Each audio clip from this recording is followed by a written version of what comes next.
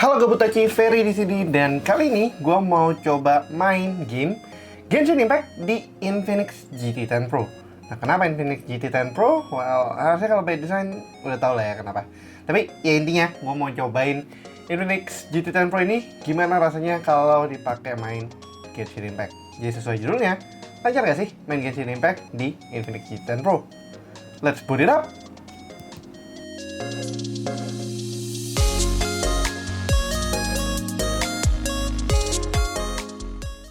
Ya, jadi ini adalah Infinix GT10 Pro, smartphone gaming satu-satunya Infinix saat ini yang udah dirilis. Dan jujur aja, smartphone ini udah lumayan membuat rusuh di zamannya, karena waktu dirilis sekitar bulan Agustus tahun lalu, 2023, tanggalnya gue agak lupa persisnya kapan.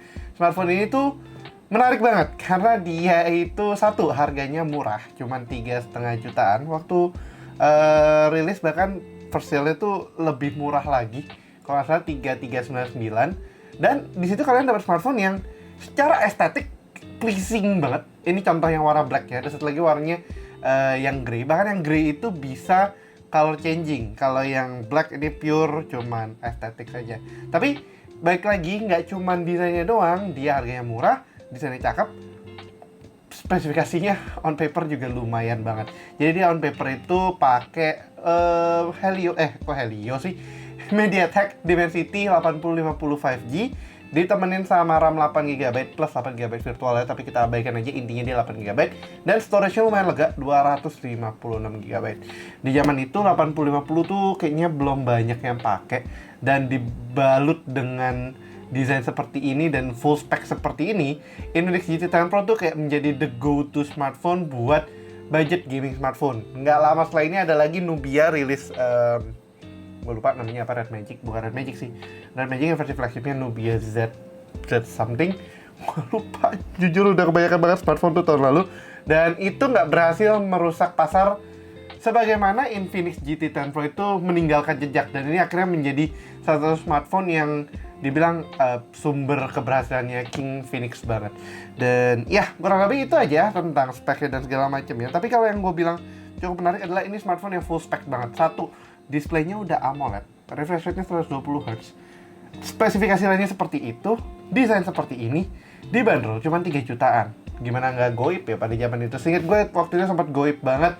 Dan kalau sekarang kita nyari harga barunya, itu udah bisa nyentuh harga 4 jutaan. Harga yang cukup menantang ya, mengingat sekarang tuh udah ada pesaingnya juga di ranah pergaming-gamingan, karena ini adalah Poco X6 Pro yang dibanderol harganya juga 4799. Sama aja ini goib, jadi nggak usah terlalu dipusingin, nggak bisa kayak wah pilih mana nih, ini apa ini, dua-duanya susah dicari. Tapi kalau ini sebenarnya udah mulai banyak yang jual second maupun barunya. But still, dengan price point tersebut, ini kalian dapat smartphone yang setara sama Poco F5 kalau nggak salah, 800 ribuan kalau F5 tahun tentunya.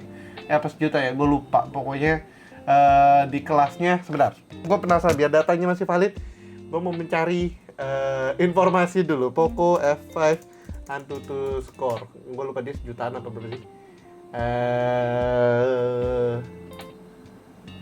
Ya kalau Antutunya F5 sih nyampe 900 ribuan sampai sejuta, berarti bukan, ini tuh setara sama X5 Pro berarti ya kalau nggak salah.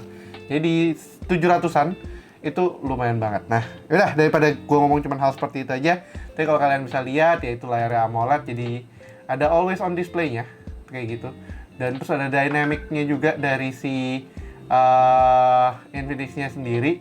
Ada Magic Ring, Dynamic Island di sini. Dynamic Island kalau misalnya kalian mau face unlock, jadi bisa, bentar, biar nggak dicek. Nah itu ada notifnya kayak gitu. Dan kalau misalkan kalian ngecas, misal nih, itu ada notification-nya. Tuh, lumayan menarik ya untuk smartphone yang kayak gini tuh. Fitur pack-nya lumayan banget, dan itu sendiri sebenarnya dibanderol sama di bundle sama OS-nya si Infinix GT10 Pro. Dan kalian penasaran, ini adalah XOS GT. Kalau bingung apa arti GT di belakangnya, intinya ini adalah versi lebih clean-nya XOS atau Cross OS, dan itu sesuatu yang unprecedented banget di kala itu, karena Infinix bawain smartphone yang lebih less bloated dan actually cukup app free secara overallnya, looks-nya oke, responsif, navigasinya menarik dan udah dibanderol sama desain yang gaming banget, keren begini. Dan kalau misalnya kalian di sini sebenarnya tuh ada LED-nya. Jadi kalau misalnya kita play musik, kita main musik misalnya, kita let's say kita cari lagu yang tidak copyright. Dova Syndrome is my go-to. Misalnya 223 Cheryl. Dia nggak nyala. Kenapa? Song kata. Coba. Apa di YouTube dia baru ini ya. Kalau nggak salah sih, dulu tuh dia LED-nya bisa gerak sama music. I'm not sure now. Ya for some reason punya gue lama nggak ngecek sih. Ntar penasaran.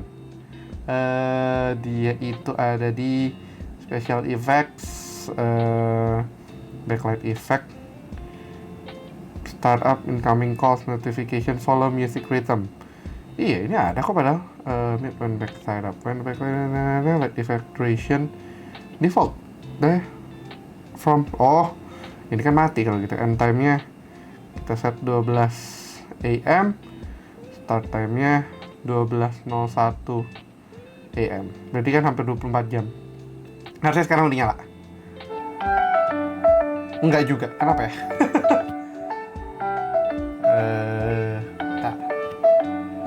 Jadi tadi karena di disable satu, terus dia juga nggak di tag YouTube sebagai music app. Karena baru kalau pakai YouTube Music tuh nyala. Jadi ini memberikan looks yang aesthetically pleasing banget untuk smartphone yang di ranah budget atau murah lah istilahnya. Dan untuk gaming smartphone ini sih asik banget, apalagi kalau kalian main game, bisa sedikit showcase juga karena ini juga bisa running bareng di game ataupun pas charging, jadi kalian bisa mantau levelnya udah gimana. Itu sesuatu yang the closest that you can get to a notification light yang sudah lama dimatikan di semua model smartphone, Android, iPhone, ataupun smartphone yang lain kalau ada, tapi kayaknya nggak ada sih.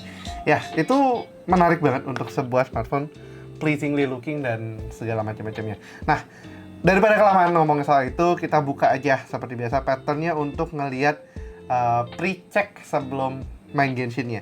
Ini adalah Infinix GT10 Pro dengan XOS dari Android 13, base-nya Android 13. Jadi XOS 13 kayaknya namanya kalau di itu, kalau enggak, iya benar, XOS V13.1 dengan build number sekian. Dia Android version 13, pakai Dimensity 8050 5G, nama aslinya Infinix X6739 dan nama pasarnya adalah, atau nama penjualannya adalah Infinix GT10 Pro. RAM-nya 8GB dan 8GB lagi expandable. Ini sesuatu yang tidak perlu dipusingin, karena gue jujur menurut gue nggak gitu pengaruh kalian kalau virtual RAM ini. Virtual RAM itu kan makan storage-nya, sure dia punya 256GB, tapi makan 8GB dengan storage yang harusnya dynamic, pekerjaannya cepat segala macam-macam, mau di UFS pun lama-lama cepat keok, walaupun sampai saat ini gue belum berhasil menemukan smartphone yang tidak keok. Storage-nya 256GB, kameranya triple camera 108MP, cukup menarik, gede-gede juga ukurannya, padahal fokus utamanya cuma di sini lensnya. Sensornya, walaupun lensnya gede banget, tapi aesthetically ini jadi pleasing karena dia bikin artwork seperti ini. Bodinya juga ini plastik ya, tapi ya bukan glass, dan ini bukan beneran ada edge di dalam, ini cuma pure printed aja, tapi toningnya jadi asik banget, jadi triple tone kayak gitu. Nah, baterainya 8000 mAh, screen-nya 1080 plus, berarti Full HD plus, XOS dan segala macam, front camera 32MP, cukup oke juga pas kita tes. Dan ya, overall itu aja spesifikasinya dari XOS GT13 di Infinix GT10 Pro. Dan hopefully ini adalah sebuah tradisi yang Infinix juga teruskan dengan GT series berikutnya. Karena gue akui ini walaupun namanya GT10 Pro dan gak ada GT10 biasa, it's one of the best option out there buat yang mau into mobile gaming dan butuh budgetnya mepet banget. Untuk Antutu score-nya sendiri, dia yang seperti gue bilang, dia dari 717.940 dengan skor yang dibaginya seperti ini. CPU-nya sekian, dan dibaca aja lebih cepat ya daripada diomongin. Waktu di tes, dia temperaturnya memang naik banget sampai 42 derajat Celcius, naik 12 derajat, dan itu catatan sedikit kelemahannya Dimensity. Jadi all kinds of Dimensity bakalan panas, tapi panasnya itu diberikan dengan sesuatu yang lebih balance, yaitu performanya cukup oke. Di battery test di sini, detail my device-nya kita bisa lihat RAM-nya itu adalah LPDDR4X. Cukup menarik ya untuk kelas budget, udah nggak pakai LPDDR3 atau LPDDR biasa, tapi benar-benar LPDDR4X quad channel. 8 GB berarti quad channel tadi dia 2222 8 kan. Dan storage-nya UFS 3.x ini sih. Icon ini bikin speednya lumayan cepet banget. Jadi nggak ada eMMC, UFS 2.2 nggak ada di sini. Bener-bener cukup dibilang top of the line ya untuk kelasnya. Kalau dibandingin sama ini kan beda, ini UFS 4 sama LPDDR5X itu beda kelas dan juga udah beda tahun, ini 2023 ini 2024. Tapi on its own Infinix GT10 Pro tuh menarik banget dan I'm really looking forward buat Infinix GT10 Pro kayak apa sih. Dan kemarin kita baru lihat Note 40 rilis, bayangannya mungkin dekat-dekat Sita tengah dekat Zero 40 nantinya. Ya, kurang lebih kayak gitu aja. Sekarang kita lihat ke Genshin Impact-nya. Di sini adalah Genshin Impact version 4.5. Udah paling baru saat ini. Nah, to note gue nanti udah agak jauh ketinggalan, gak begitu banyak main Genshin belakangan ini, lebih banyak main Honkai Star Rail sama Blue Archive. Jadi story wise ketinggalan, character wise juga ketinggalan. Not too far, I'm sure, cuman masih ya fountain-nya belum ke explore semua aja. Storage-nya di sini kita udah pakai total hampir 40 GB, padahal upsize-nya cuma 1 GB kurang. Jadi kalau misalnya kalian benar-benar start baru beli HP-nya, installnya ya siap-siap habis datanya tuh 40 GB. Merekomendasi pergi ke cafe buat download download pakai wifi-nya cafe, atau di rumah yang wifi-nya unlimited. Jangan pakai mobile data, nangis itu 40 GB. Di Indonesia data tidak semurah itu. Dan sayangnya kita tidak punya public wifi yang cukup oke yang merata ya. Cukup oke di beberapa daerah iya, tapi nggak merata. Cache-nya 2,72 dan ini adalah single language, English aja by installation, nggak ada Japanese language-nya. Ya, kurang lebih itu aja untuk Genshin Impact-nya dan juga Infinix GT10 Pro-nya. Looks-nya oke, spesifikasinya oke, feature-feature-nya juga lumayan menarik, harganya juga sangat-sangat menarik. Terutama aku paling suka desainnya. Tapi gimana dia performanya si smartphone yang dibilang Infinix itu sebagai gaming budget smartphone paling oke dari Infinix? Diajak main Genshin Impact. Jujur gue biasanya juga main Genshin Impact di sini dulu tuh tahun lalu, cuman lama akhirnya nggak main, gue pindah-pindah ke Ally dan segala macem. Dan sekarang gue for some reason kayaknya right time buat men-showcase si Infinix GT10 Pro ini, main Genshin Impact, dan mungkin nanti ada video lainnya kayak Honkai Star Rail, Blue Archive ataupun Nikkei, karena itu forte-nya kita di sini di channel Bu Teknoid, si wibu gabut yang kebanyakan main teknologi. Ya udah, kita langsung aja start Genshin Impact-nya sambil nanti gue akan berikan performance benchmark-nya juga, yang ada performance graph-nya juga, ada PS graph dan segala macamnya, pakai perfdoc biar enak buat ngeliatnya sambil kita main Genshin Impact-nya. Jadi gua akan taruh dulu dan kita start, nanti ini pasti di-cut dulu sih.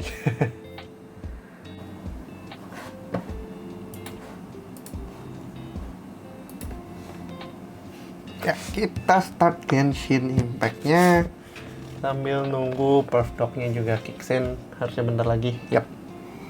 FPS ini muncul. Oke, muncul lengkap di sini. Poco X6-nya geser dulu ya, karena bukan highlight-nya kamu kali ini. Kita fokus di Infinix GT10 Pro-nya. Nah, ini udah start kok, nggak ada volumenya.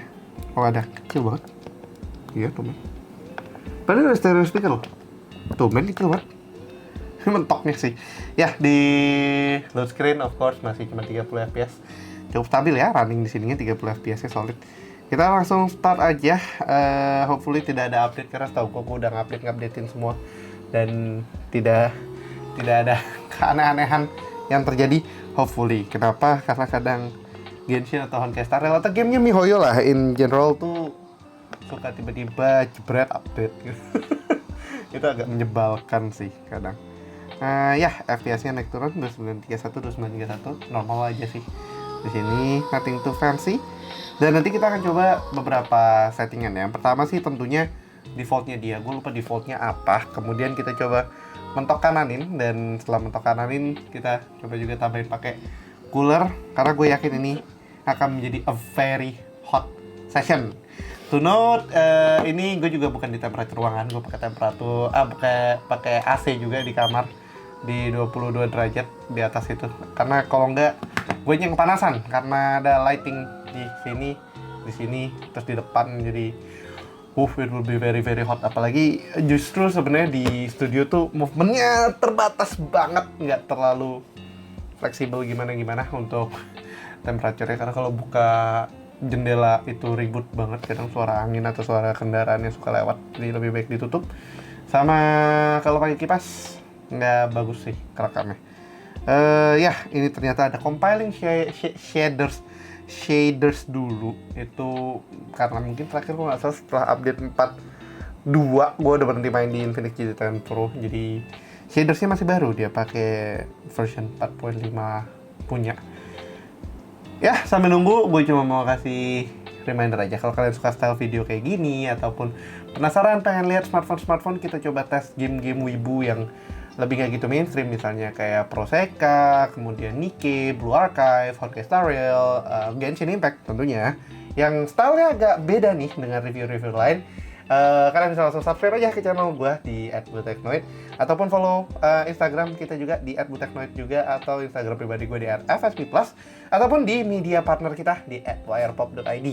Nah, wirepop.id itu adalah channel media yang fokusnya di pop culture dan juga tech culture, karena kalau digabung di hashtagnya pop tech culture, dan itu kita collab tightly banget antara Buteknoid dan juga wirepop.id.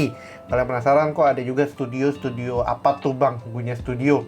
Nah, Gunya Studio itu juga salah satu project dari gue pribadi yang fokusnya adalah menyediakan tempat atau studio tematik, terutama untuk cosplayer, biar bisa foto style yang lebih menarik di sana. Jadi nggak cuman foto di rumah atau di kamar yang flat gitu-gitu aja.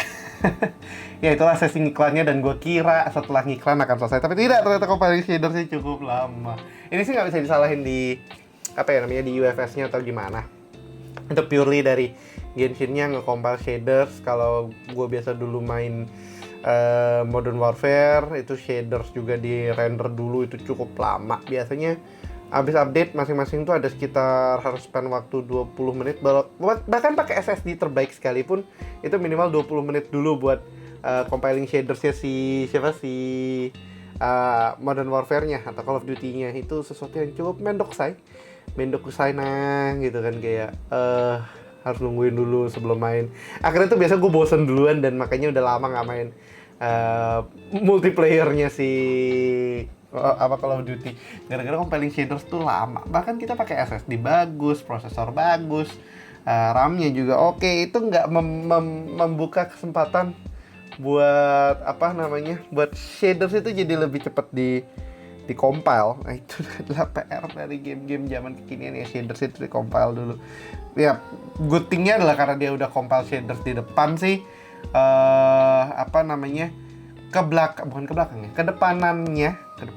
waktu main kalian nggak terlalu nge-lag banget, karena dia pre-render shadersnya semua satu persatu, karena udah sedikit lebih ringan di store di onboard storage-nya. Dan juga itu yang menyebabkan game-game kayak Genshin Impact, Blue Archive itu storage, termasuk lagi satu misalkan ada Master Cinderella Girls Starlight Stage, itu storage-nya gede banget, bisa sampai belasan giga. Bahkan kalau di Genshin bisa sampai 40 giga.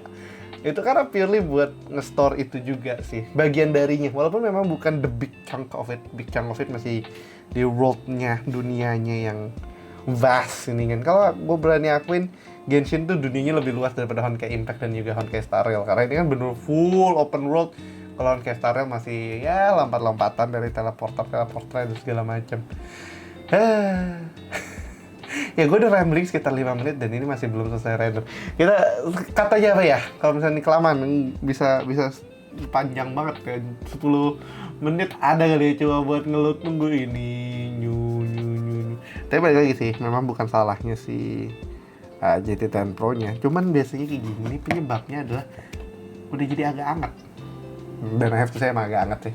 Di room temperature, bukan room temperature ya, cold studio temperature ini baru mulai aja kita udah dapet 33 derajatan. Udah 33 derajat. Yang waktu idle-nya dia itu harusnya ya standar smartphone biasa masih 20-an lah harusnya. Tapi ini udah mulai anget-anget tipis, anget-anget baru gitu kan. Di depannya juga udah nyampe 35 bahkan ke bawah di 32. Jadi compiling shaders juga makan energinya lumayan. Ini juga baterai udah kemakan 4% dari 100%. Kalau misalnya normalnya kan nih kayak si Poco X6 misalnya, temperature standarnya ya 24 all across, displaynya 25, masih kurang lebih sama lah gitu kan. Ini udah mulai naik 35,2. udah mulai naik perlahan, tapi kita nunggu shadernya dulu. 7 menit dan belum ini, kita cut aja dah, kita potong di sini dulu, nanti kita lanjutin. Tapi OBS-nya masih lanjut ya, tadi cut manual aja lah di video, karena storage SSD-nya masih banyak. SD card-nya.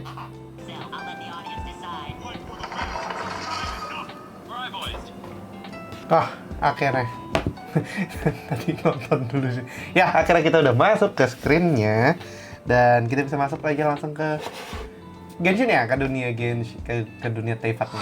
Nah, di sini ada loading screen lagi, dan loading screen ini kalau buat yang belum tahu, sebenarnya ada beberapa case yang bisa bikin dia cepat ataupun lambat. Jadi di sini kan ada elemen-elemennya nih. Ketika udah mau nyampe di akhir, ada 2 faktor yang mempengaruhi, yaitu connection speed-nya, connection rate kalian, sama juga seberapa cepat si storage-nya kalian bisa ngerender world-nya. Jadi kalau stuck terlalu lama, keduanya itu harus actually bagus, both internet sama storage-nya. Jadi kalau storage-nya lemot, dia lemot, kalau internet-nya lemot, dia lemot, dan ya udah mulai gitu.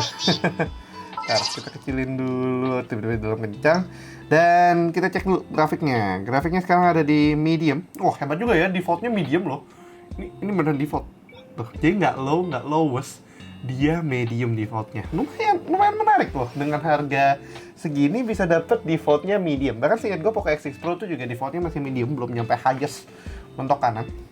Dan ini memberikan sedikit edge buat si NVIDIA GT10 Pro sih. Berarti secara spec-wise dia cukup oke, cukup berani, dan gue harus merubah sesuatu dulu, yaitu motion blur. Kalau enggak enak mainnya. Di sini kita udah wow. Oke, not bad sih. Oh iya, ada event baru. Benar-benar. Wow, oke. Jadi di sini kita di medium 30. Surprisingly cukup stabil di range-nya ini. Kita turun dulu. Kita coba ransack sedikit. Dia overload.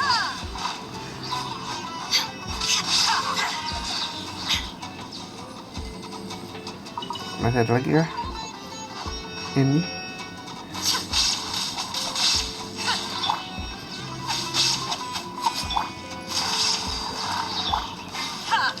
Rumit. Ya di apa namanya? Ini gue lupa nama areanya apa sih? Nahida itu apa sih? Gue lupa lagi namanya. Zoom out. The Chasm, bukan, apa sih namanya? Kok gue lupa ya regionnya Nahida. Sumeru. Di daerah Sumeru. Kesana sekarang tuh di world-nya kalau mau lawan enemy yang menghasilkan daging, kita harus bukan melawan, untuk bisa mendapatkan daging kita harus battle. Tapi not bad sih, lebih banyak.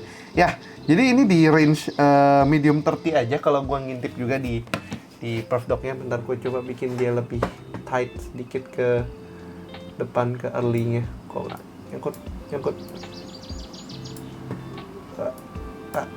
Oke. Pikir lagi. Nah, di sini kalau kita lihat tuh dia cukup oke ya, stabil di 30-nya untuk untuk di medium 30-nya. Dan ini memberikan experience yang cukup oke sih buat main eksplorasi segala macam. Ini masih di open world-nya di area-area Sumeru tadi, Avida Forest. Dan graphic wise medium tuh masih sangat oke.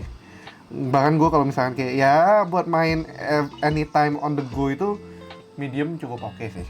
Dan kita tadi baru start sekitar 5 menitan ya, kalau nggak salah 11 ya, baru 5 menit lah, 5 menit kurang. Itu performance-nya still surprisingly good gitu loh, untuk sebuah budget smartphone yang budgetnya itu benar-benar budget cuma 3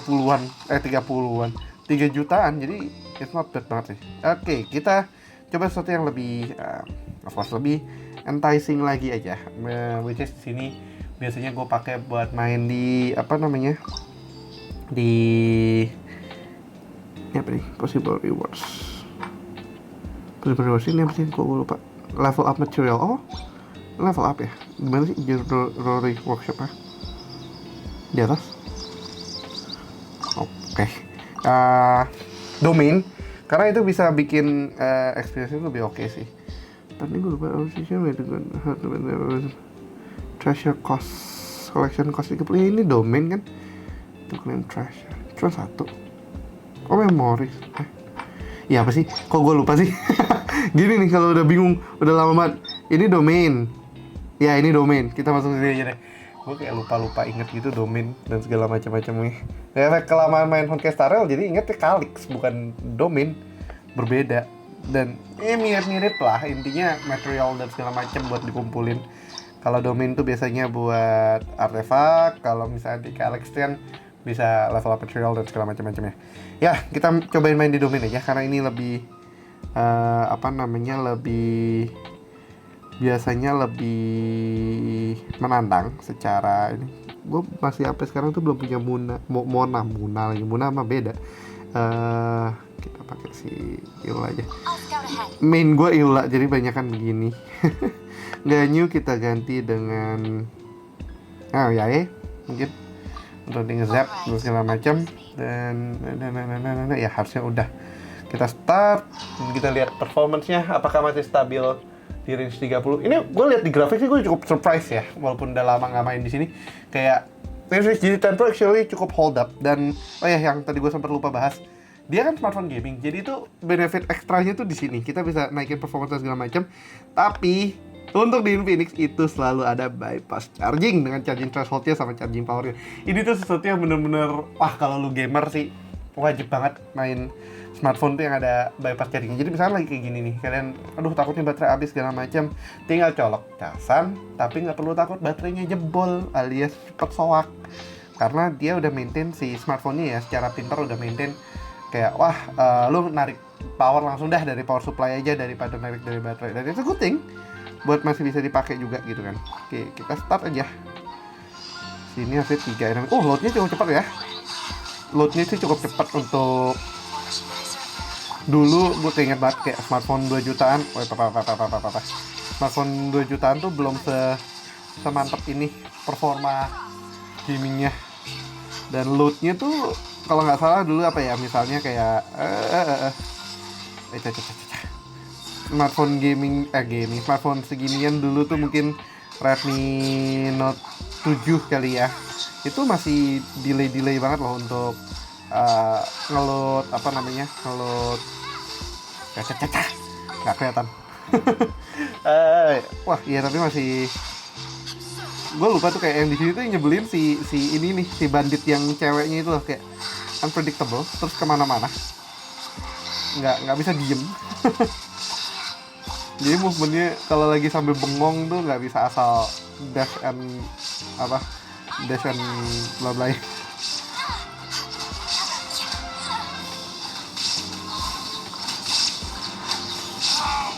Oke.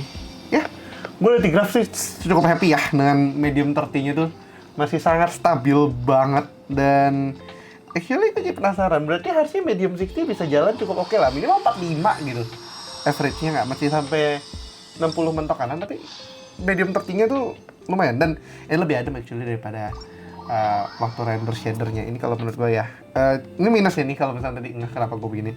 Anti gores gue kan pakai plexiglass, nano glass, something tempered glass, tapi bukan tempered glass, dia sebenarnya base-nya kayak hard 9H punya, bukan 9H, tempered glass yang lebih fleksibel, flexiglass gitu. Ini temperaturnya dia 37, anggaplah 37 ya, 36,8. Di atasnya bagian bawahnya lebih adem, 32,3. Dan untuk main game sekelas Genshin bisa seadem itu sih lumayan banget ya. Di atas ininya 36, belakang, di bawah masih dengan sangat chill 30 sekian. Kalau misalnya di medium 30 bisa steady itu sih menurut gue ya better main di medium 30 non-stop aja kalau benar-benar memang long time gaming sessionnya banget. Nah, oleh karena itu gue penasaran, what if kita naikin ke 60? Apakah dia masih cukup steady itu atau ternyata sudah mulai goyang? Kalau hopefully sih menurut gue, karena saya ada 45 kan, jadi kalau misalnya 60-nya memang goyang, kalian bisa keep it better at 45 daripada 60. Tapi oke. Cukup menarik. Dia 50-an FPS, 42 ya better lah kalau kalian taruh di 45 sih harusnya. Dengan average-nya kayak gini. Itu not bad banget sebenarnya. 40 di sini dapat 40 fps lebih steady-nya di open-nya. Dan rendernya tuh cukup oke ya. Genshin Impact sebenarnya rendernya tuh udah lumayan bagus untuk deployment apa namanya? Load dunianya yang di jauh-jauhnya itu apa sih namanya? Gue lupa. Pre-render dunianya. Jadi ketika agak jauh pun kita nggak perlu ngelihat grafik yang burik-burik amat karena ini udah cukup clear malahan. Tuh bahkan kita bisa lihat bunga-bunga di bawahnya. Memang ada nanti draw distance itu dia. Draw distance-nya pasti nge-kicksin lagi di beberapa area dan segala macam. Cuman not bad sih. Ini bisa 40-50 fps. Itu not bad banget di medium ya catatannya. Jadi kalau misalkan kalian kayak gue pengen main budget 3 jutaan nyari smartphone, ini sih oke banget masuk ya. Gak ada musuh kan. Terlalu cepat matinya sih. Karena ini wild animal doang. Kita bunuh para buaya. Ya gitu, buaya. Bukan buaya beneran tapi buaya in game ya. Ya itu 50-40 fps ini sih nyaman banget loh. Masih nyaman, dan ini di medium ya catatannya. Belum mentok kanan. Kalau masih medium, masih segini, gua aja udah cukup surprise karena jarang banget smartphone 3 jutaan bisa seoke ini untuk kelasnya. Oke, kita masuk lagi ke domain yang tadi aja buat kita sama-sama lihat performa domainnya apakah masih tetap bisa sestabil itu atau ternyata sudah goyang juga. Kalau goyang juga ya nggak apa-apa sih, berarti tinggal main di medium 30 cukup stabil di medium 30, kenapa tidak gitu kan. Oke, kita masuk ke domainnya. Tim layoutnya sama, tidak ada air karena gue pengen Mona tapi belum ada Monanya sampai sekarang. Bahkan di Hastarel yang gue awalnya Bailules sekarang udah ada Bailu juga. Di sini Mona udah berapa? ID gue bisa dilihat, ID gue 800. Jadi gue main dari benar-benar early days-nya banget. Dan mana sih? Nah itu early days-nya banget. Tapi masih nggak bisa masih nggak bisa bukan nggak bisa, masih nggak dapet Mona itu kayak why? Oke, kita start aja domainnya. Reloadnya cepet banget ya.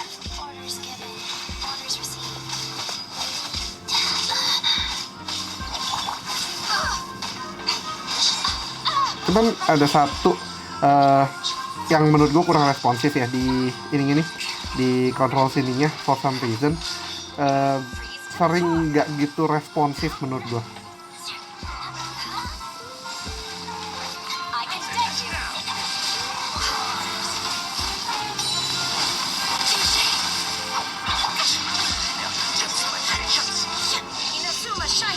Nggak keluar animationnya, padahal pengen lihat animationnya Raiden.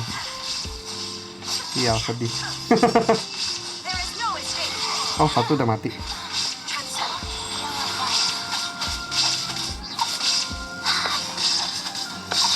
Oke, average 50 fps not bad untuk di mediumnya. Medium 60-nya. Jadi ya menurut gue ya settingan medium 45 tuh kinda good option juga sih buat alternatif buat main yang lebih nyamannya gitu loh, lebih acceptable gitu dan masih enjoyable buat long session, buat nge-explore, buat lanjutin story segala macam. Itu better di medium 45 sih kalau kalian mau save a battery juga. Ini dari 96 jadi 88 tuh berkurang 8%, itu udah 12 menit lebih. Jadi 8 bagi 12 tuh berapa ya gitu. lagi bego nggak bisa ngitung angkanya dengan cukup baik. Jadi itu cukup oke ya untuk medium 60, medium 45 lah, itu acceptable banget skornya. Nanti mungkin gue penasaran sih, kita coba medium 45 kali ya. Tadi untuk temperature sendiri sebenarnya di 60 tentu agak lebih panas dikit. Nah sekarang udah nyentuh 40 karena juga udah mulai long session juga kan, udah hampir 30 menitan main di sini. Jadi itu juga udah mulai ngaruh.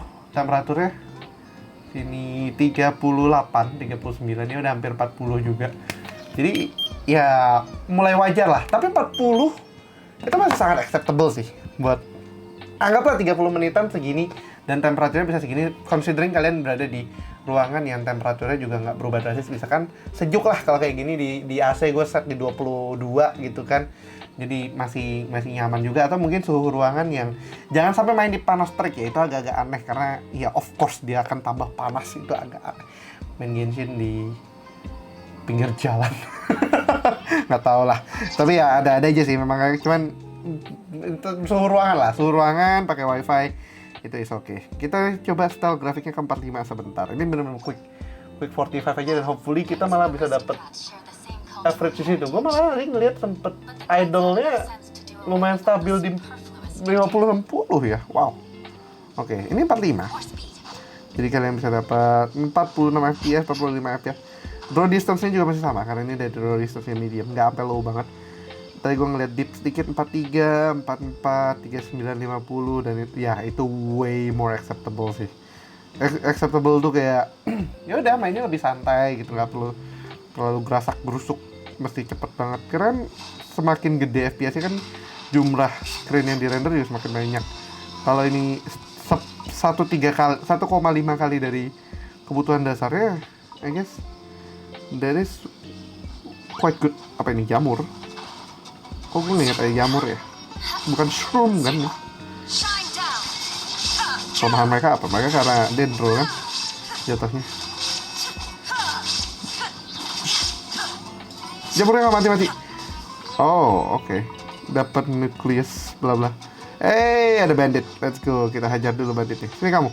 Kok hilang?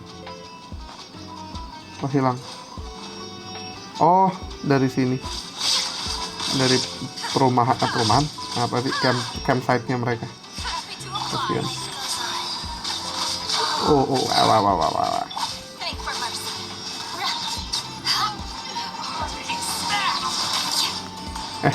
Mana sih? Nyangkut. Ngah. Ya jelek kayak Genshin tuh ya, yang gue sebel dibandingkan apa Hankai Star Rail. Itu kalau area-area gini bisa tiba-tiba nyangkut kejepit gitu. Nah kan kayak gitu. Nah karena dia kan second slash hitungannya, bukan apa namanya, turn based. Beda ya, kalau turn based lebih simpel. Ya, di 45 kalian mendapatkan grafik yang lebih oke, sekitar 30-an kan, dan 40-an average-nya. Nggak segrafik nggak naik turunnya nggak seintensif 60, dan ya 45 acceptable banget. Baterai ya, kita turun 2% dari 5 menit, jadi sekitar 1% per 3 menit. Oke lah, standar.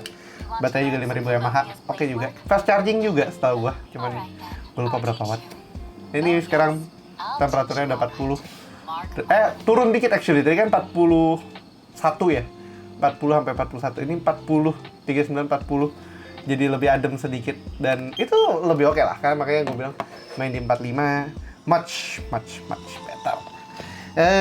Oke, terakhir sebelum kita ganti switch ke mentok kanan, kita mau lawan boss dulu sekali di 45 aja lah ya. Gue mau lihat grafiknya dia di 45 fps seperti apa. Oh, belum keren si ayam. Apa belum? Iya kan, dia. Ya, draw distance untuk enemy-nya memang agak lebih jauh, tapi world-nya cukup oke sih, dekat banget. Oke, sini kamu ayam. Ya.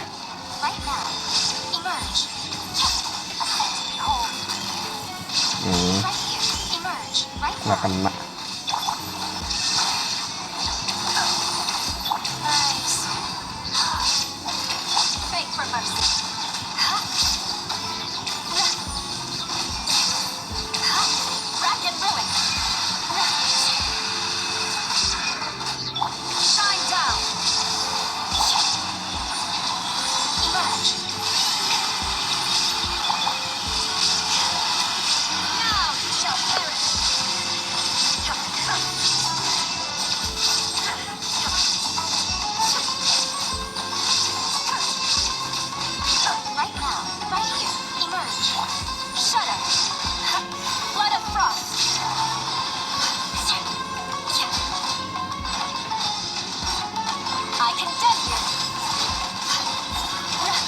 Wow, langsung ya lawan bos aja. Daily ya, ini katanya daily boss ya, bukan weekly boss. Cukup stabil loh, 40-an fps, not bad banget itu segitu. Kayak ya udah 40-an. Gue lihat di skor ini kan, kalau kalian lihat screen ini bos nih, kalau gue di samping sana itu lumayan menarik sih skornya cukup stabil di sekitar 40-an FPS. Jadi ya fix medium 40 itu mungkin sweet spotnya dia banget. Temperaturnya juga masih sama, harusnya 30, actually turun sedikit malah 39,4 dan 39,9. Aduh, maaf, sudah nggak rusak. Ini FYI, ini adalah heat gun apa sih namanya, termogan yang gue beli di zaman detik-detik menuju termogan itu dibeli sama COVID. Bahkan ini kan termogan industri ya, bukan termogan temperatur buat manusia. Itu sampai diborong, dan ini gue beli actually pas lagi detik-detik menuju sana. Gue beli ini buat bisa nge-review seperti ini. Jadi ya ini investasi jangka lama, dan ini udah long time partner gue dulu banget. Mungkin yang pernah lihat setup begini ya, ini jagoannya. Oke, nah sekarang kita berarti tinggal ngetes highest 60-nya aja. Kita langsung mentok kananin highest 60 buat lihat apakah si Infinix GT10 Pro masih cukup sanggup buat jalanin highest 60 dengan sangat-sangat santai. Kalau menurut gue sih, kalau dibilang sangat santai, jawaban simpelnya sepertinya tidak. Karena medium 60 ada sedikit struggle juga di sana. Tapi we'll see, kalau misalkan di medium 30, medium 45-nya cukup oke. Hopefully di highest-nya juga lumayan. Nah, mungkin ada yang bilang nanti, Bang, harus di restart buat lihat grafiknya lebih ke render segala macam. Boleh, tapi kalau menurut gue pribadi lebih oke. Guanya untuk testing purposes ya, untuk testing on the go itu adalah kalian waktu ganti itu jarang banget nge-restart. Jadi kan dia cuma some graphic setting, jadi nggak semua. It's okay gitu loh untuk bisa langsung start di sini. Karena dia ada yang pre-rendered juga, ada yang nggak pre-rendered juga, jadi akan pengaruh juga, apalagi draw distance kayak gitu. Nah, motion blur akan gue matikan total. Motion blur itu juga nge-hogging FPS banget, jadi kalau kalian nggak kuat lebih baik lagi untuk matiin. Kalau misalkan kuat pun, gue sarankan untuk matiin for a better experience. Oke, sekarang kita udah di highest 60 dan grafiknya langsung naik turun super random karena kan ada movement juga. Kita kesana aja. Kita sekarang ada di 41 FPS. Jadi it's also to note kalau misalkan FPS-nya ini anti-goresnya ngangkat. Apa tadi namanya? Kalau misalkan di highest 60-nya juga misal nih ada kayak rasa-rasa kurang enak gitu kan. Highest 30 juga masih bisa dimainin loh. There's also an option. Highest 30, highest 45 itu juga sebuah opsi yang bisa kalian setting buat ya main experience-nya udah enak lagi gitu. Oh, baru nggak waterfall-nya tuh di depan doang. Di sini kita dry. Ya secara fisik memang sebenarnya ada loh area yang di waterfall itu sebenarnya ada gap yang kita nggak bakalan basah di sana. Jadi it's cukup realistis sih. Oh, water splash-nya lumayan realistis ya untuk game segininya ya. Ya, FPS-nya sih kita exploring kurang lebih masih dapat 40-an FPS aja. Jadi itu berarti to note untuk how to get a better experience-nya adalah set highest 45 juga. Highest 45 masih keangkat, walaupun kalau misalnya kalian mau mentok kanannya itu di medium, tapi kalau di highest-nya kalian bisa dapat 45. Not too shabby juga sih. Ya, ini di open world-nya kurang lebih kayak begitu. Tadi kita ketemu sama Nara aja. Karena gue lompatin dia ke teleporter terdekat. What did I trigger? Oh, ada story kah? Kalau story stabil. Naik tuh grafiknya langsung 54. Tadi ada sempat turun ke dip ke 20-an juga, tapi oke lah. Ya reminder nggak bisa di skip story-nya, jadi kalau udah kayak gini kita tungguin aja. Sembari namanya juga ngetes. By the way, Nara tuh lucu ya mukanya. What if kalau sebenarnya titik 2 itu sebenarnya bukan mata tapi hidung? Random shit. Tapi ya unik sih, unik. Good friends. Ya no. Ini bukan Hankai Star Rail yang isinya dicerit. Bocahnya kayak begitu. Ya berapa lama lagi story-nya? Ketika dia ngomong Nara tuh, gue selalu teringat sama satu tempat makan di kantinnya Binus namanya Nara Kitchen. Itu Binus Alsut sih, Binus Kemanggisan mungkin agak beda. Dulu ada juga apa kitchen yang gue lupa. Ya, itulah highest 60 masih ada 30 fps juga, jadi nggak super stable banget, tapi it's okay kok, bisa main grafik mentok kanannya segini. Dan ini coming from smartphone yang harganya 3,5 juta, dirilis tahun 2023, walaupun 2023 Q3 ya, jadi bulan Agustus 2023, pakai Dimensity 8050, salah satu chipset sub flagshipnya Dimensity. Kalau bisa dibilang itu harga spec wise mungkin mirip sama apa ya, 7 Gen 2 nggak, 7S Gen 2 kan 900an tadi, mirip sama apa ya di Qualcomm ya, nggak ada yang selevel dah kayaknya. 8050 tuh nggak ngejar 7S Gen 2 karena dia ada 9000 series, itu yang mau ngejar 7 Gen 2 sampai 7 Gen series sama what? Oh iya, ini ada yang ituan baru ya, apa namanya, buat unlock ini itu. Anyway, kayaknya 8050 tuh nggak ada saingannya, dan untuk budget segini ini lumayan banget sih. Hopefully itu bukan cuma one time flopnya Infinix karena cuma kayak lupa ngasih harga, harusnya bukan 3499 tapi 4399 gitu kan, kebalik. Hopefully bukan another flopnya Infinix, dan nanti jadinya pas Infinix GT20 Pro pas dirilis harganya 4999, kejauhan. Kalau 4999 nih saingannya nih Antutus juta. Masih dengan Infinix probably juga dia masih pakai 8050 kan nantinya. Never know, karena 8050 masih cukup oke juga sih sebenarnya. Walaupun kalau ini kan dia 8300U, ada 8200U, probably Infinix GT20 Pro, kalau ada GT20-nya, GT20-nya masih pakai 8050 sebagai replacement dari GT10 Pro. Kalau GT20 Pro-nya pakai 8200 Ultra, mungkin kayak Xiaomi Tab 10T, itu juga lumayan juga sih. Harganya 3 jutaan aja Infinix ya kalau keluar ya. Jangan lebih mahal dari itu. Ya, ini highest 16 ya buat exploration, grafiknya kalian bisa lihat begitu gitu. Habis ini gue akan masukkan ke domain dan kita tes di domain sama Daily Boss.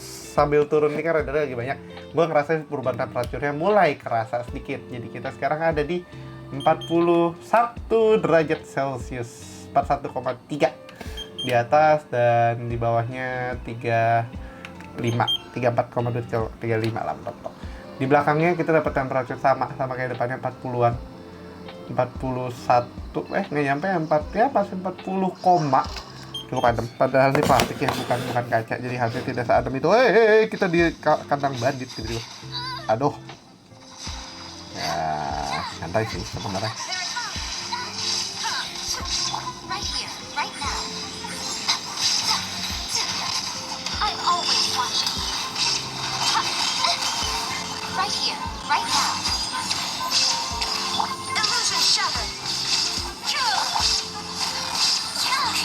Sensitivitas kontrolnya sih bagusan di highest ya daripada tadi di apa namanya, di medium dan di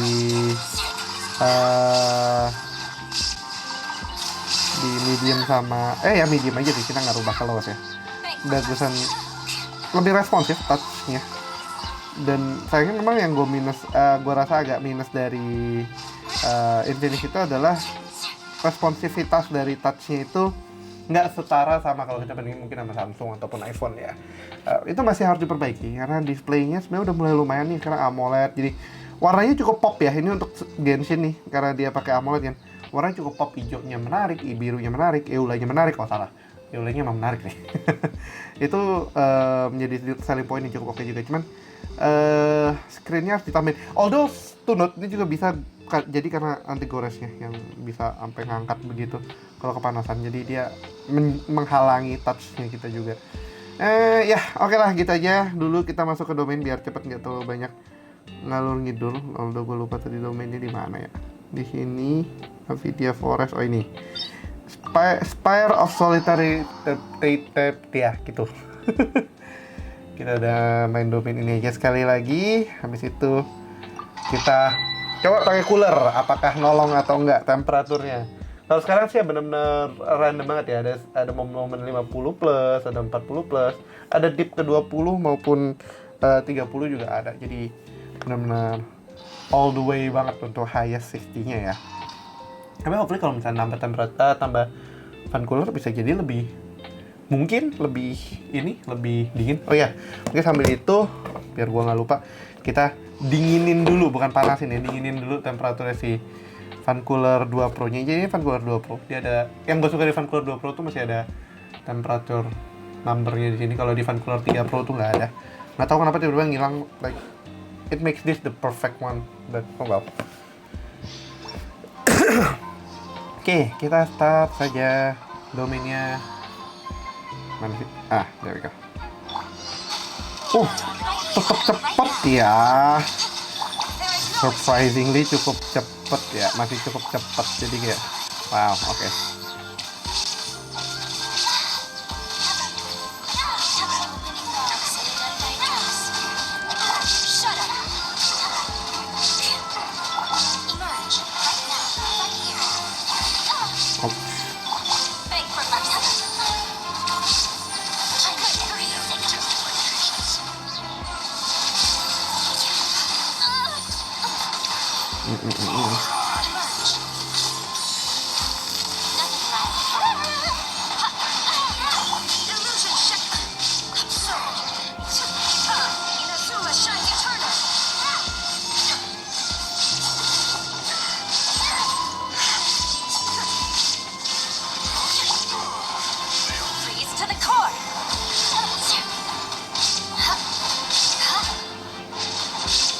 Bye-bye. Dar. Elah emang terbaik ayangku. Ya, secara grafik tentunya ombak-ambingnya benar-benar naik turun banget di domain. Tadi gue lihat sih ya rata-rata 30-an FPS sih. So, highest 30 lebih best bet lagi sih untuk long term session-nya. Weh, anti goresan aja nih. Anti goresan begini. Ini beli dari apa sih? Gue lupa nama mereknya. Gue sering beli dulunya merek ini. Gue lupa namanya mereknya apa.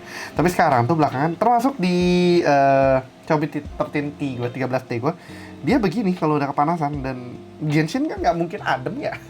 Tuh say, nggak mungkin adem.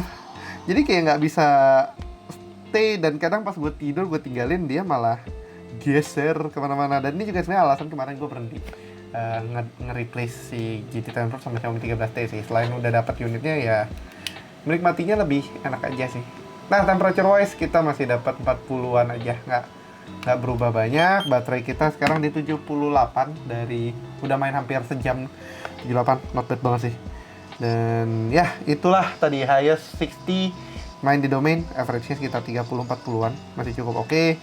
Dan temperaturnya pun juga masih adem sih, panas, cuman ya ini di suhu ruangan AC sih, jadi masih lumayan inilah. Oke, sekarang si Vancouver 2 Pro nya udah 6 derajat, kita bisa langsung pasang aja. Dia udah mulai dingin banget. Kita cek, ini 6 ya, 6 tadi, ini 40, kita pasang dia langsung berapa, kita lihat mana power buttonnya. Kita harus menghindari power buttonnya dan langsung naik 8 derajat, 9, naik lagi nggak? Sebenernya gue pengen ini tuh agak atasan dikit, cuman ini tuh ketekan power buttonnya karena squarish desainnya GT10 Pro yang benar-benar flat slap banget sih. Ini kayak HP zaman dulu sih, memang nggak ada kurvatur sama sekali, nggak ada 2.5D nya sama sekali. Jadi ya gitulah. Sekarang suhunya langsung jadi 12, berarti cukup panas ya. Udah langsung naik 2 kali lipat dia dari 6 derajat gitu. Nah, untuk smartphone-nya sendiri temperaturnya masih 40, tapi di tengah udah turun 34 sekarang bahkan. Jadi tengahnya pun adem nih jadinya. Kita coba lihat grafiknya. Grafiknya masih sama. Kita masuk domain aja lagi, domain yang tadi. Karena kita testingnya kan domain yang sama mulu. Biar lebih konsisten aja. Si Vancouver-nya sekarang 13 derajat. Udah lumayan naik juga ya. Oke, kita start aja langsung. Setelah paket yang dimainin ini sebenarnya lebih stabil juga, dan ini gue lihat grafiknya menarik ya, sedikit lebih tinggi ya performance-nya. naik dikit kayak nggak signifikan, tapi dia neken temperaturnya lumayan. Oke, kita langsung start.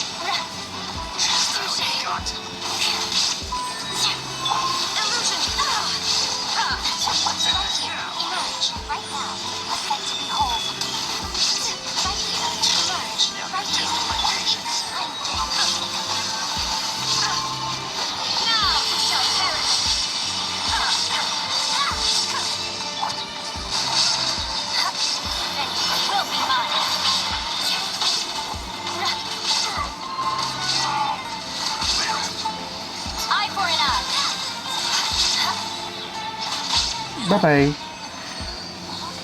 Tuh saya grafiknya lumayan ya. Ini gua ngintip-ngintip dari sambil main, ngintip-ngintip di FPS ini. Setelah pakai cooler, gue tidak melihat angka 30 sama sekali. Dia stay di sekitar 40 plus dan itu lebih oke banget kalau pakai cooler berarti. Karena dia berarti bisa nahan-nahan agak atas performance ya. Gue actually lupa tadi ngeliat CPU performance-nya, malah ngeliatnya di FPS-nya doang. Tapi ya itu memberikan looks yang lebih promising kalau pakai cooler. Grafiknya juga mungkin kalau kalian ngeh di screen di somewhere di sini sih, harusnya di bawah sini gue taruhnya. Itu lebih oke ketika pakai cooler karena dia lebih stabil main di 40-nya, lebih jarang dip di bawah 40-nya. Untuk temperatur smartphone-nya sekarang gimana? Temperaturnya ada di 39 aja. Nggak nyampe 40. Jadi dia bisa menghindari throttle yang berlebihan. Bawahnya pun bisa 32 loh. Bisa menghindari si prosesornya buat throttle berlebihan karena temperaturnya di keep down banget. Memang fan coolernya jadi 14 derajat normal karena dia dari dingin menghisap panasnya si GT10 Pro nya. Di atas ini karena cuma 37 derajat tuh. Ini berapa sih? Nggak salah kan? Iya, enggak aja. 35. Jadi adem banget gitu kan. Dan itu menolong si prosesornya buat lebih stabil bergerak di 40 fps ketimbang ngerensek banget ke rensek tuh sih, ngedrop banget ke 30. Wow, grafiknya oke banget sih. Ini menikmati AMOLED segini. Itu indah banget. Ya, kurang lebih itu aja. Ini video udah cukup lama, udah 1 jam lebih kalau harusnya gue hitung-hitung. Udah lama banget untuk ngetes Genshin. Dan udah lama gue juga nggak bikin video sepanjang ini. So I'm kinda having fun juga. Dan hopefully gue punya banyak waktu, sedikit lebih banyak waktu buat nge-clear banyak hal di Genshin juga. Karena udah lama banget gue nggak nyentuh Genshin itu banget. Karena banyak kan main Honkai Star Rail. On its own, Honkai Star Rail juga nggak kalah menarik story-nya. Apalagi kalau misalnya kalian memang main Honkai Impact dulunya. Yang bikin menarik Honkai itu selalu adalah di storyline-nya nggak kalah embracing. Kalau Genshin kan mulai agak gitu-gitu aja story-nya. Nah, Honkai Star Rail tuh berhasil menghalangi itu. Walaupun ya sekarang meme-nya kan kayak terima kasih game baik gitu. Terus nih versi game kikirnya. Gue nggak mau bilang gitu sih. Either way both game are good. Belum lagi nanti misalnya ada ZZZ. Kalian mau bilang apa? Wah, ZZZ game game lebih parah lagi gitu kan. Ya I don't know lah, kita lihat aja nanti. Itu kan semuanya game-gamenya tetap dari MiHoYo, jadi kemanapun larinya, misalkan kalian spending duit juga larinya ke MiHoYo lagi. Aduh. Ya oke lah, gitu aja untuk tes Infinix GT10 Pro nya buat main Genshin Impact. Overall I'm really impressed. Udah mencair di sini belakangnya. Di sininya aman nggak? Basah, meleleh. esnya ya, maksudnya bukan esnya. Di sini airnya benar-benar embunnya dinikmati banget sama smartphone. Dingin, enak cuy, dingin. Bisa dinginin tangan juga ya. Kurang lebih itu aja tadi tesnya Infinix GT10 Pro buat main Genshin Impact. Overall ya masih sangat oke banget sih di modelannya. Dia smartphone yang udah nyentuh hampir tahun pertamanya. Udah ganti tahun tapi dia belum 1 tahun. Jadi penerusnya belum ada. Dan waktu itu gue datang ke media gatheringnya Infinix pun, Infinix bilang coming soon gaming smartphone kami. Nah berarti GT20 Pro kan udah dekat. Apakah dia menjadi version upgrade aja? Kayak misalkan ya ada tweak sedikit di kamera yang 108 sekarang jadi 50. Terus dimensity-nya pakai 80-50 Ultra mungkin. Atau update OS aja dari bawaannya XOS 4GT 13 jadi XOS 4GT 14. Kemudian nanti ini juga dapat upgrade ke sana. Terus mungkin upgrade ya tipis-tipis gitu kan, charging speednya naik jadi 75 watt karena sekarang ada 75 wattnya Infinix. Mungkin ada MagSafe-nya apa segala macam, bisa jadi banget. Tapi for now kalau misalnya kalian bisa get your hands on a proper Infinix GT10 Pro baru ataupun second dan harganya masuk akal, ini adalah smartphone 3 jutaan yang sangat menarik sih buat main Genshin Impact. Mind you nggak mungkin mentok kanan 60 fps stabil banget, tapi kalau gue sarankan sih misalkan kalian pengen banget grafik terbaik, main di highest 30 fps, atau kalau kalian mau long session yang lebih nyaman itu di medium 45 fps cukup stabil di sana. Kalau misalkan kalian mau lihat grafiknya juga tadi udah banyak di sini. Dan kalau bisa seingat gue bisa nge-share full grafiknya buat kalian pelajari lebih lanjut di sana. Nanti bisa cek aja di kolom deskripsi di bawah. Dan ya, enjoy aja. Dan kalau misalkan kalian memang dapat smartphone nih harga proper dan segala macamnya proper, ini GT10 Pro sih oke banget ya di 3 jutaan. Oke, sekian dulu untuk video kali ini. Kalau kalian suka videonya, jangan lupa kasih like, share, dan tentunya belum subscribe, bisa langsung klik tombol subscribe dan aktifkan lonceng notifikasi biar kalian gak ketinggalan sama video kita berikutnya. Yang punya pertanyaan juga jangan ragu untuk drop pertanyaan kalian di kolom komentar di bawah, dan akan coba gue jawab semaksimal mungkin dan sebisa mungkin akses yang gue punya. Jadi jangan tiba-tiba, bang, review Infinix GT20 Pro belum dirilis, masih GT10 Pro aja. Ya gitu, jangan lupa juga untuk follow sosial media gue pribadi di @aflvplus dan juga channel ini di @buteknoid serta media partner kita @wirepop.id. Thanks for watching and as always stay safe, healthy, and have a nice day. Very signing out, bye bye. Ya kalau yang hafal itu outro-nya channel lain. Ya gitu aja. Nah ini Infinix GT10 Pro nya. Iulah terbaik, gemush. Masih favorit gue cuman Iulah sih di sini. Tuh, lihat mukanya.